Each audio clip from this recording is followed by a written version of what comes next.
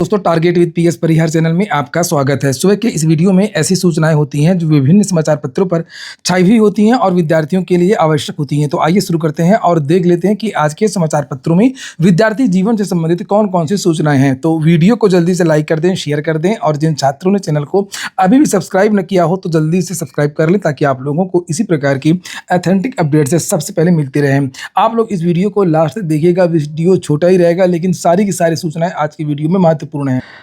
आगे बढ़ने से पहले एक सूचना है उन विद्यार्थियों के लिए जो विद्यार्थी यूपी ट्रिपल एससी पीईटी की तैयारी कर रहे हैं। वे सभी भर्ती चक्षु प्रकाशन की इस बेस्ट बुक को ले सकते हैं जिसे आप लोग यहाँ पर देख रहे हैं। ये संपूर्ण स्टडी गाइड है। इसमें सारा का सारा स्टडी मटेरियल आपको मिल जाएगा। साथ में 4 सॉल्व पेपर मिलेंगे, 2200 से ज़्यादा महत्वपूर्ण प्रश्न मिलेंगे। सभी प्रश्नों की विस्तृत व्याख्या भी आपको इसी बुक में मिल जाएगी। चक्षु प्रकाशन की ये बेस्ट बुक आप लोगों को सभी कापी किताबों की दुकानों में मिल जाएगी और अगर आप लोग ऑनलाइन मंगवाना चाहते हैं तो उसकी लिंक मैंने डिस्क्रिप्शन बॉक्स और कमेंट बॉक्स दोनों जगह उपलब्ध करा दी है। आप लोग चाहें तो इसको ऑनलाइन भी मंगवा सकते हैं। यूपी ट्रिपल एससी पीईटी की चक्षु प्रकाशन की और भी पुस्तकें आती हैं। जैसे आप लोग अभी स्टडी गाइड देख रहे थे, इसी तरीके से इनका प्रैक्टिस सेट भी आता है जिसे आप लोग यहाँ पर देख रहे हैं। प्रैक्टिस सेट में आप लोगों को 20 प्रैक्टिस सेट मिलेंगे, 4 सॉल्व पेपर इसमें भी मिल जाएंगे। इसकी भी लिंक मैंने डिस्क्रिप्शन बॉक्स में उपलब्ध करा दी है। आप लोग चाहें तो इन दोनों बुक्स को ऑनलाइन मंगवा सकते हैं, अपनी तैयारी को और बेहतरीन बना सकते हैं। चलिए शुरू करते हैं। अब बात करते हैं अब समाचार पत्रों की। और यहाँ पर ये पेपर है आज का 5 अगस्त का। लिखा पीसीएस मेंस की कापियों का होगा ऑनलाइन मूल्यांकन और आरओ एआरओ का विज्ञापन इसी माह जारी होगा। ये मैं पूरी खबर आपको बताऊंगा लेकिन मैंने 2 दिन पहले एक वीडियो बनाया। आप थोड़ा सा उस वीडियो को ये वीडियो मैंने 3 अगस्त को बनाया था और जिसमें मैंने आरओ एआरओ का विज्ञापन कब तक आएगा एक जानकारी ये दी थी और दूसरी जानकारी मैंने ये दी थी कि उत्तर प्रदेश लोक सेवा आयोग में क्या बदलाव होंगे। तो पहले आप लोग देखिए मैंने आरओ एआरओ के नोटिफिकेशन को लेकर के क्या कहा था। आप लोगों का आरओ एआरओ का नोटिफिकेशन और आपका पीसीएस 2025 का मेंस का रिजल्ट, ये 2 चीजें आप लोगों की इसी महीने के लास्ट में जारी हो सकती हैं। आरओ में लगभग 500 के आसपास पद, 525 के आसपास, 426 तो पहले से थे और कुछ और भी विभागों 48 शायद राज्यपाल राजभवन के पदों का भी अधियाचन आ रहा है कुछ और, तो लगभग 500 के आसपास ये 550 जो बात मैंने 500 बताई थी आज के पेपर में 500 ही बताया गया है। होगा आप लोग लिखने की प्रैक्टिस करते रहें। डिस्क्रिप्टिव पेपर होंगे 2 जीएस फर्स्ट और चूंकि आरटीआई में लिखा था कोई बदलाव नहीं हुआ तो मैंने कहा था कि बदलाव हो गया है। और इसके अलावा मैंने कुछ जानकारियां और दी थी डिजिटल मूल्यांकन को लेकर के। एक मेडिकल विभाग की बड़ी भर्ती आनी है, कंबाइंड मेडिकल की। तो जो भी विद्यार्थी भर्ती इंतजार कर रहे हैं उनका इंतजार पूरा हो सकता है। और प्रस्ताव उत्तर प्रदेश लोक सेवा आयोग ने एक और बना करके भेजा है शासन को, अभी इस पर अप्रूवल नहीं लगा है कि अब जो मेंस की जो कापियां जचेंगी वो एआई के द्वारा डिजिटल रूप में जचेंगी और उनका एक प्रारूप बनाया जाएगा, आंसर का मॉडल आंसर बनाया जाएगा, उसको अपलोड किया जाएगा और अपने आप सारी कापियां जच जाएंगी। इस तरीके से करके कुछ ऑटोमेटिक सिस्टम के लिए प्रस्ताव। तो यहाँ पर मैंने 2 दिन पहले के वीडियो में अपने आप लोगों को जानकारी दिया था कि एक मेडिकल विभाग की बड़ी भर्ती आएगी और इसी वीडियो में, और एक मैंने बताया था कि इसका ऑनलाइन डिजिटल जो मूल्यांकन होगा कापियों का और आरओ का विज्ञापन 500 पदों पर आएगा। ये तीनों सूचनाएं हूबहू से निकली हैं। ये देखिए आप लोग यहाँ पर क्या लिखा हुआ है इसमें, ये देखिए आरओ एआरओ का विज्ञापन, ये देखिए लिखा है इसी महीने जारी होगा। मैंने कहा था 25 तारीख, पिछले वीडियो में जो अभी आपने देखा। पदों की संख्या को लेकर के मैंने कहा था 525 के आसपास। नीचे आप लोग यहाँ पर देख लीजिए क्या लिखा है, आरओ एआरओ को पहले देख लीजिए। ऐसे में उम्मीद है कि तकरीबन 500 पदों पर नोटिफिकेशन जारी होगा। और मैंने ये भी कहा था जो 80 पदों वाला जो न्यूज़ वायरल हो रही है वो भी गलत है। तो यहाँ पर ये लिखा है इसी महीने आरओ एआरओ का विज्ञापन जारी होगा, बहुप्रतीक्षित आरओ एआरओ का विज्ञापन अगस्त के अंतिम सप्ताह में। तो मैंने भी तो अंतिम सप्ताह ही आप समय से बताया है 25 के बाद एआरओ को। और इसकी प्रमुख वजह हाल ही में 350 एआरओ का पदोन्नत होकर के समीक्षा अधिकारी बनना है जिससे एआरओ के पद रिक्त हो गए हैं। इसके अलावा विभिन्न विभागों से नए रिक्त पदों का अधियाचन भी आयोग को मिलने की संभावना है। ऐसे में उम्मीद है कि तकरीबन 500 पदों पर नोटिफिकेशन जारी होगा।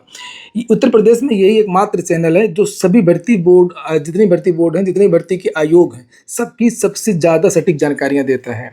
चाहे वो लोक सेवा आयोग होगा तो उसकी उतनी ही सटीक जानकारी देगा जितना शिक्षा सेवा चयन आयोग की और यूपी ट्रिपल एससी की और पुलिस भर्ती बोर्ड की। सारे आयोगों की सबसे सटीक जो जानकारी है वो इसी चैनल से मिलती हैं आप लोगों को। फिर भी आप लोग इस चैनल को आगे प्रमोट नहीं करते, वीडियो को लाइक नहीं करते, इसलिए वीडियो को आप लोग लाइक अवश्य कर दें। थोड़ा सा इस चैनल को भी मोटिवेशन की आवश्यकता होती है। और इसके अलावा कंबाइंड मेडिकल के बारे में जो मैंने बताया था वो तो आपने कल के पेपर में देख ही लिया था कि चिकित्सा शिक्षा विभाग में असिस्टेंट प्रोफेसर की भर्ती आनी है 1100 साढ़े 1100 के आसपास। अब जो मैंने कहा था आप लोगों से 2 दिन पहले 3 तारीख की वीडियो में पीसीएस मेंस की कॉपियों का अब ऑनलाइन मूल्यांकन होगा, तो ये देख लीजिए। लोक सेवा आयोग ने पीसीएस मुख्य परीक्षा की उत्तर पुस्तिकाओं के मूल्यांकन में बड़ा बदलाव करने का फैसला किया है। अब मुख्य परीक्षा की उत्तर पुस्तिकाओं का मूल्यांकन पूरी तरीके से ऑनलाइन कराया जाएगा। आयोग का उद्देश्य मूल्यांकन प्रक्रिया को अधिक पारदर्शी, निष्पक्ष और गुणवत्तापूर्ण बनाना है। नई व्यवस्था के तहत किसी भी परीक्षा को पूरी उत्तर पुस्तिका नहीं दी जाएगी, बल्कि विशेषज्ञों से प्रश्नवार मूल्यांकन करवाया जाएगा। बकौल सचिव, यदि कोई विशेषज्ञ किसी विषय के प्रश्न संख्या 1 का मूल्यांकन कर रहा है तो मेंस में शामिल उस विषय के सभी परीक्षार्थियों का मूल्यांकन फिर वही करेगा, वो प्रश्न वही जांचेगा, ऐसा इनका कहना है। इससे मूल्यांकन में साम्यता बनी रहेगी और ऑनलाइन मूल्यांकन प्रणाली में उत्तर पुस्तिकाओं को डिजिटल स्वरूप में विशेषज्ञों को पोर्टल पर उपलब्ध कराया जाएगा। यही तो मैंने आपको बताया था कि स्कैन करके कॉपी को सीधे उनको दे दिया जाएगा, वो डिजिटल रूप से चेक कर देंगे। प्रत्येक विशेषज्ञ को संबंधित विषय के साथ उसका संभावित उत्तर भी दिया जाएगा, उस प्रश्न का उत्तर भी उनको दे दिया जाएगा कि इससे मिलता जुलता या इस तरीके का आंसर लिखा होगा तो उसको इतने नंबर देने हैं, ताकि मूल्यांकन निर्धारित मानकों के अनुरूप और एक रूपता के साथ किया गया। क्योंकि पिछली बार पीसीएस 2024 में आपने देखा था कि शुरू के विद्यार्थियों को ज़्यादा नंबर मिले थे, बाद वाले विद्यार्थियों को कम नंबर मिले थे। हो सकता है वो विशेषज्ञ अलग हो, बाद में विशेषज्ञ ही ना हो, किसी और से का भी जसवा दिया हो, किससे करवा दिया, बड़ा विवाद हो गया था पीसीएस 2024 में। और 25 में देखिए अब क्या होता है। सीधी भर्ती में 500 अंकों की चयन प्रक्रिया। उत्तर प्रदेश लोक सेवा आयोग ने एक और बड़ा बदलाव कर दिया है कि जो सीधी भर्तियां हुआ करती हैं उसमें अब 500 अंकों की परीक्षा और इंटरव्यू होगा, दोनों चीज़ें होंगी, जिसमें से 450 की लिखित परीक्षा होगी और 50 नंबर का इंटरव्यू होगा, 75 और 25% ये, और उसके आधार पर फिर फाइनल मेरिट बनेगी। ये पहले क्या होता था, सीधी भर्ती में केवल एक स्क्रीनिंग टेस्ट करा के बच्चों को कम कर लेते थे और फिर इंटरव्यू के आधार पर ही चयन होता था। तो अब ऐसा नहीं होगा, अब लिखित परीक्षा के भी नंबर जोड़े जाएंगे, पूरी तरीके से मनमानी नहीं हो पाएगी। तो ये स्वागत योग्य कदम है, ये तो अच्छी बात है। उत्तर प्रदेश लोक सेवा आयोग ने अपनी सभी सीधी भर्तियों के लिए लोक सेवा आयोग सीधी भर्ती 2025 नियमावली लागू कर दी है। नई व्यवस्था के तहत अब चयन प्रक्रिया 500 अंकों की होगी, 450 अंकों की लिखित परीक्षा जिसमें प्रत्येक प्रश्न 3 अंक का होगा, इसके अलावा 50 अंकों का इंटरव्यू होगा। अंतिम मेरिट तैयार करते समय लिखित परीक्षा के 450 अंकों को 75% और साक्षात्कार के 50 अंकों को 25% भारांक में परिवर्तित कर दिया जाएगा और इसी आधार पर अंतिम मेरिट सूची तैयार होगी। आयोग का मानना है कि नई प्रणाली से चयन प्रक्रिया अधिक पारदर्शी और संतुलित बनी रहेगी। अभ्यर्थियों को लिखित परीक्षा के साथ व्यक्तित्व का भी समुचित मूल्यांकन सुनिश्चित हो सकेगी। वहीं पर जो हर विभाग को कर्मचारी देता है वो उसके पास खुद ही कर्मचारी नहीं है। लिखा है आयोग में 2 गुने कर्मचारियों की जरूरत है। यूपीपीएससी में वर्तमान में 250 कर्मचारी कार्यरत हैं, जबकि समयबद्ध ढंग से बढ़ते कार्यों के निष्पादन के लिए लगभग 2 गुने कर्मचारियों की आवश्यकता महसूस की जा रही है। इसके विपरीत संघ लोक सेवा आयोग में करीब 2500 कर्मचारी कार्यरत है, जिससे वहाँ के कार्यों का संचालन अधिक व्यवस्थित ढंग से हो पाता है। कुछ और भी बदलाव कर रहा लोक सेवा आयोग। आज के पेपर में लोक सेवा आयोग की ज़्यादा ही सूचना है। लिखा है अब जितने भी एग्जाम होंगे तो उसमें जैमर लगेगा। उत्तर प्रदेश लोक सेवा आयोग अपनी भर्ती परीक्षा, पहले इसकी बात कर लेते हैं फिर हम तो लोग लौटेंगे शिक्षा सेवा चयन आयोग।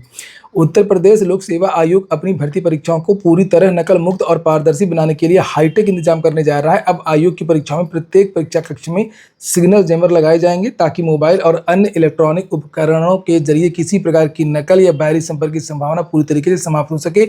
यह जानकारी मंगलवार को आयोग के सचिव गिरिजेश कुमार त्यागी ने दी है। उन्होंने बताया कि अभी परीक्षा केंद्रों पर थर्मल स्कैनर और सीसीटीवी कैमरों की व्यवस्था की जाती रही है। नई व्यवस्था के तहत प्रत्येक कक्ष में अब जैमर लगेगा। आयोग डिवाइस ब्लूटूथ डिवाइस रोकने के लिए आयोग अभ्यर्थियों के सत्यापन को भी और अधिक प्रभावी बनाने की दिशा में काम कर रहा था। वन टाइम रजिस्ट्रेशन व्यवस्था काफी पहले से लागू की जा चुकी है। अब हरियाणा लोक सेवा आयोग की तर्ज पर अभ्यर्थियों के पंजीकरण को आधार से जोड़ने की तैयारी भी की जा रही है। इससे फर्जी अभ्यर्थियों पर रोक लगेगी। चलिए अब आते हैं हम लोग शिक्षा सेवा चयन आयोग। अभी शिक्षा सेवा चयन आयोग की जो टीजीटी की परीक्षा हुई थी तो उसमें बड़ा विवाद हो गया था अंग्रेजी विषय को लेकर के, और उसमें विद्यार्थियों को ये आरोप था कि 125 में 33 प्रश्न आउट ऑफ सिलेबस हैं, और ये सिद्ध भी हो गया। कोर्ट में ये बात तय हो गई कि लगभग 29 प्रश्न गलत हैं, 29 प्रश्न आउट ऑफ सिलेबस हैं और 3-4 प्रश्न गलत हैं। तो वही कोर्ट ने कहा कि आखिरकार इतनी ज़्यादा गलतियाँ कैसे, इलाहाबाद हाईकोर्ट ने उत्तर प्रदेश शिक्षा सेवा चयन आयोग की भर्ती परीक्षा में बड़ी संख्या में गलत प्रश्न पूछे जाने के मामले को गंभीरता से लिया है। कोर्ट ने कहा कि आयोग के सचिव और परीक्षा नियंत्रक अदालत में उपस्थित होकर के बताएं कि प्रश्न पत्र तैयार करने की प्रक्रिया क्या है। टीजीटी इंग्लिश के विद्यार्थी जो भी हैं अब उनके लिए संकट है। आखिर 125 प्रश्नों में 33 प्रश्न गलत कैसे हो गए? यह सवाल न्यायमूर्ति सिद्धार्थ नंदन की एकल पीठ ने प्रयागराज निवासी आदित्य सिंह और 17 अन्य की याचिका पर दिया है। याचियों ने टीजीटी के अंग्रेजी के पेपर के पाठ्यक्रम से बाहर व गलत सवाल पूछने पर हाईकोर्ट में याचिका दायर की है और सुनवाई के दौरान आयोग की ओर से अधिवक्ता ने बताया कि पहले पाठ्यक्रम से बाहर के 29 प्रश्न पाए गए थे। इसके अतिरिक्त विशेषज्ञों ने 4 अन्य प्रश्न भी गलत पाए हैं। इस प्रकार 125 प्रश्नों में 33 त्रुटिपूर्ण हैं और आयोग ने इन प्रश्नों के अंक शेष सही प्रश्नों में वितरित करते हुए नई संशोधित चयन सूची भी तैयार की है। इससे 42 नए अभ्यर्थियों को चयन सूची में शामिल किया गया है। हालांकि हाईकोर्ट ने आयोग की इस कार्रवाई में असंतोष व्यक्त किया है। तो ये कौन सी बात हुई कि जो आयोग ने इन प्रश्नों को से सही प्रश्नों में वितरित कर दिया? ये तो पूरा उल्टा पुल्टा काम हो गया है और कोर्ट ने इसको बहुत गंभीरता से लिया है। और यहाँ पर लिखा भी है कि यह प्रश्न पत्र तैयार करने, परीक्षा आयोजित करने की पूरी प्रक्रिया गुणवत्ता, विश्वसनीयता पर गंभीर सवाल खड़े करता है। और कोर्ट ने उत्तर प्रदेश शिक्षा सेवा चयन आयोग के सचिव और परीक्षा नियंत्रक को 5 अगस्त को आज दोपहर 2 बजे व्यक्तिगत रूप से उपस्थित होने का आदेश दिया कि दोनों अधिकारियों को आ जाना है। दोनों अधिकारियों को एफिडेविट भी देना है और ये स्पष्ट करना है कि प्रश्नों का निर्माण किस प्रक्रिया के तहत किया जाता है। इनको पूरा सही से बताना पड़ेगा कि आप लोग किस तरीके से ये पेपर बनवाए थे। यूपी टीईटी को लेकर के जब अभी शिक्षा सेवा चयन आयोग में वार्ता हुई थी अधिकारियों से, तब भी उन्होंने यही कहा था कि अभी कम से कम 1 हफ्ता लगेगा, जब हम लोगों ने बात किया था। और आज के समाचार पत्रों के माध्यम से ये जानकारी दी गई है कि यूपी टीईटी के परिणाम में और अधिक देरी लगेगी, यानी कि 15 के बाद जारी हो सकता है यूपी टीईटी का परिणाम। उत्तर प्रदेश शिक्षक पात्रता परीक्षा का परिणाम 15 अगस्त के बाद जारी हो सकता है। उत्तर प्रदेश शिक्षा सेवा चयन आयोग यह परिणाम घोषित करेगा। परीक्षा का आयोजन 2 से 4 जुलाई तक किया गया था। यूपी टीईटी के लिए आवेदन अप्रैल माह में लिए गए थे। यह परीक्षा प्रदेश के 60 जिलों में आयोजित की गई थी। कुल पूरा ब्यौरा लिखा हुआ है। तो अभी यूपी टीईटी के विद्यार्थियों को इंतजार करना होगा। सीएम योगी ने कल अनुपूरक बजट पेश किया और भर्ती परीक्षाओं को सुरक्षित बनाने के लिए 66 करोड़ रुपए भी दिए हैं, जिसे आप लोग यहाँ पर देख सकते हैं। और लिखा, राज्य सरकार भर्ती परीक्षाओं को और सुरक्षित बनाने व पेपर लीक रोकने के लिए पुख्ता इंतजाम करने जा रही है। राज्य सरकार ने अनुपूरक बजट में इसके लिए 66 करोड़ रुपए दिए हैं। यूपी SSSC और यूपीपीएससी आयोग को इसके लिए पैसे दिए गए हैं। उत्तर प्रदेश अध्ययन सेवा चयन आयोग की वेबसाइट पर आवेदन या परीक्षा परिणाम के दौरान बढ़ते ट्रैफिक से होने वाली तकनीकी दिक्कतों को और बेहतर किया जाएगा। आयोग के लिए मजबूत IT इंफ्रास्ट्रक्चर विकसित करने के लिए 20 करोड़ 19 लाख रुपए दिए गए हैं। महाभारत के अश्वत्थामा और फेमस एक्टिंग की थी इन्होंने गजनी की अभिनेता प्रदीप, इनका निधन हो गया है। आज के समाचार पत्रों के माध्यम से जानकारी दी गई है और ईश्वर इनकी आत्मा को शांति प्रदान करे। और काफ़ी बेहतरीन एक्टिंग करते थे। लिखा हुआ है इनको ब्लड कैंसर था काफ़ी दिनों से। तो ठीक है दोस्तों, ये हो गया आज का वीडियो आपको अच्छा लगा हो, कि काम का हो तो लाइक अवश्य कर दें। जिन छात्रों ने चैनल को सब्सक्राइब न किया हो सब्सक्राइब कर लें, और जिन छात्रों ने टेलीग्राम चैनल को ज्वाइन न किया हो तो टेलीग्राम चैनल को भी ज्वाइन कर लें। वहाँ पर भी बहुत सारी महत्वपूर्ण सूचनाएं प्रदान की जाती हैं। पूरा वीडियो सुनने के लिए बहुत बहुत धन्यवाद।